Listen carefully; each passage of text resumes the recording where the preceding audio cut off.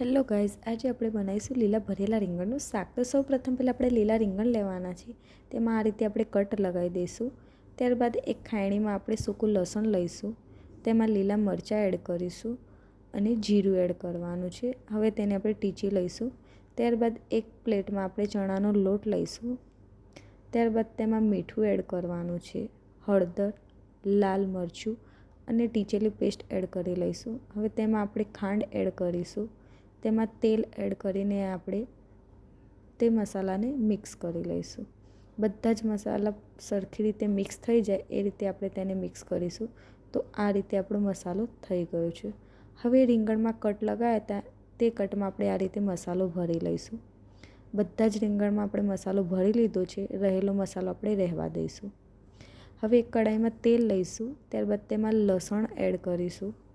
તેમાં અજમો એડ કરીશું અને કડી પત્તા એડ કરીશું. ત્યારબાદ તેમાં આપણે ભરેલા રીંગણ એડ કરી દઈશું. ખાલી રીંગણ જ એડ કરીશું. હવે તેને હલાવી લઈશું. ત્યારબાદ તેમાં આપણે થોડું પાણી એડ કરવાનું છે. હવે તેને આપણે ઢાંકી લઈશું.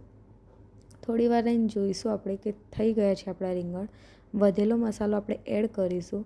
હવે તેને હલાવી લઈશું. 2 થી 3 મિનિટ એને ચડવા દઈશું. તો તૈયાર છે આપણા ભરેલા રીંગણનું શાક.